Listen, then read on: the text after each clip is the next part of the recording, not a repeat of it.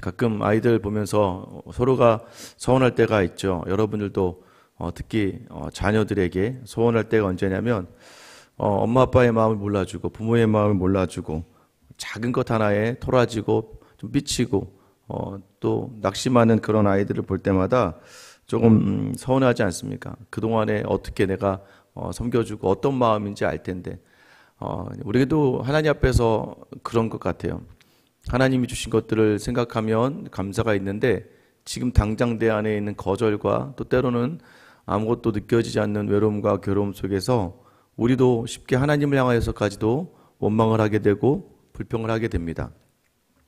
여러분의 이번 한 주는 어떠셨습니까? 하나님께 감사가 넘치는 한 주였습니까? 아니면 내게 없는 것들로 말미암아 불편하고 힘든 한 주였습니까? 성도가 흔들리지 않는 방법은 무엇일까요? 성도가 넘어지지 않는 방법은 무엇인가요? 그것은 하나님의 은혜를 온전히 붙들고 나아가는 겁니다. 그 은혜를 잊고 그 은혜를 내 생각에서 지워버릴 때 지금 당장 오늘을 바라보다가 무너지고 마는 것이죠. 오늘 본문의 말씀 보시면 12절에 백성이 사무엘에게 이르되 사울이 어찌 우리를 다스리겠느냐 한 자가 누구이니까 그들을 끌어내소서 우리가 죽이겠나이다.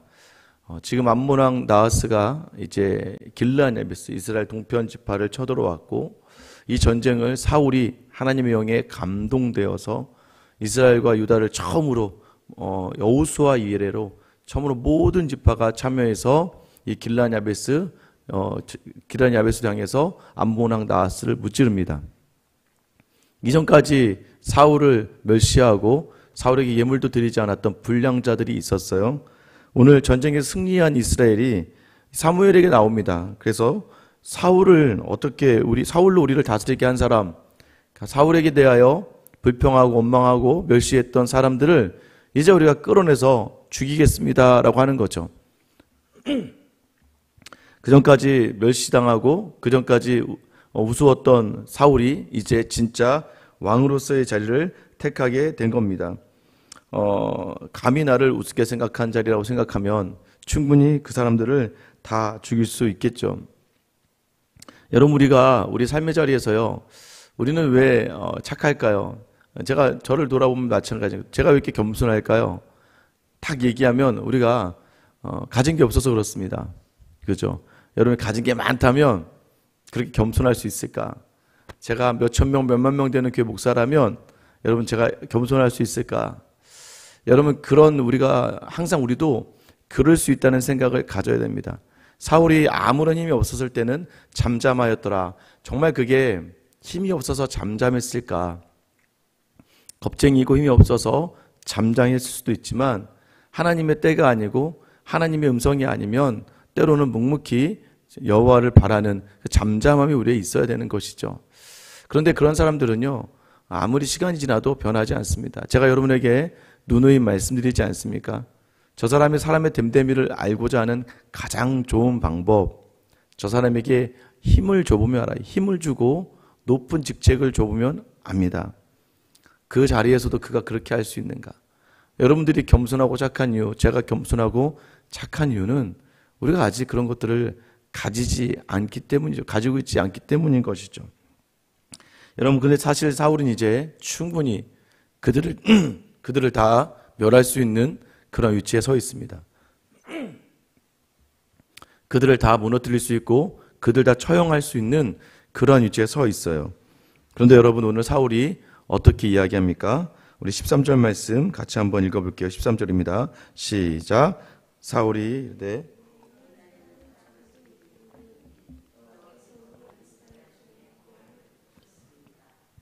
사람을 죽이지 못하겠다라고 하죠. 절대 그렇게 하지 못한다. 왜요? 여호와께서 오늘 우리에게 구원을 베푸셨기 때문이다 라고 이야기해요. 여러분 기억하셔야 됩니다. 내 감정과 내 상처와 억울함에 집중하면 여러분 사람을 죽이는 일로 가게 돼 있어요. 그런데 중요한 것은 하나님이 나를 구원하셨다.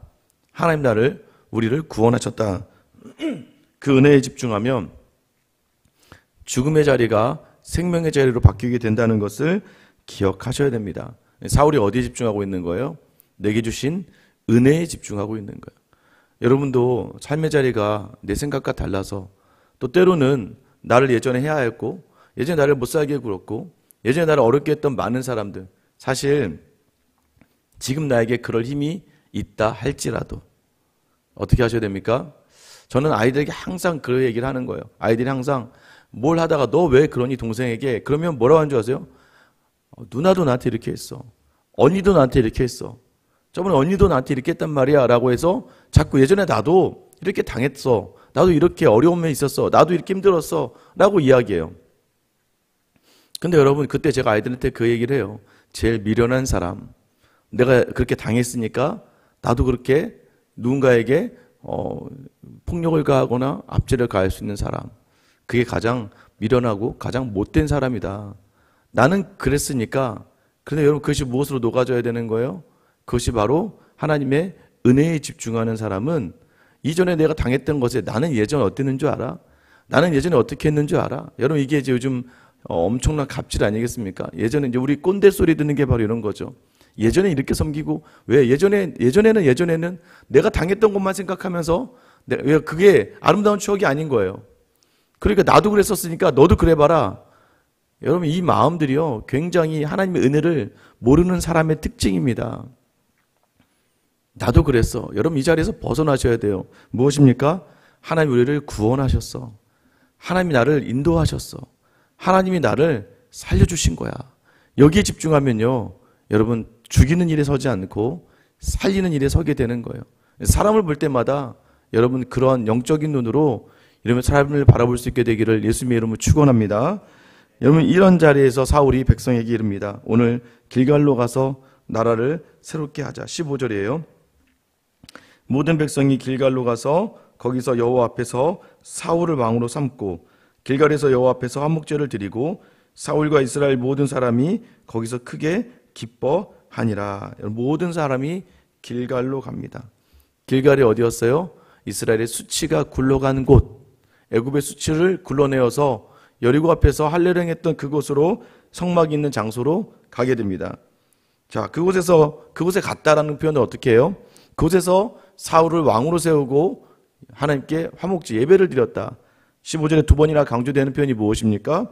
여호와 앞에서 왕을 세우고 여호와 앞에서 화목제를 드렸다. 구원에 집중하는 사람은요, 항상 어디에 서는 거예요? 여호와 앞에 서는 거예요. 은혜에 집중하는 사람들은 항상 하나님 앞에서, 코람데오죠, 여호와 앞에서 하나님의 얼굴을 마주한다는 의미예요. 늘 하나님의 얼굴을 마주하며 살아가고 있는가? 우리가 구원받았다, 하나님 나의 삶을 인도하셨다, 나를 이끄시는 분이다 라고 고백하는 삶은요, 항상 하나님을 마주하는 삶을 살아가는 거예요. 오늘 하루를 시작해도 내 앞에 마주하신 분이 하나님이다. 오늘 하루를 시작하는 것도 마찬가지 아니겠습니까? 여러분, 하나님으로 시작하고 하나님으로 끝나면 생명이 살아나요. 사무엘상을 어떻게 열었습니까? 한나의 기도로 열었어요.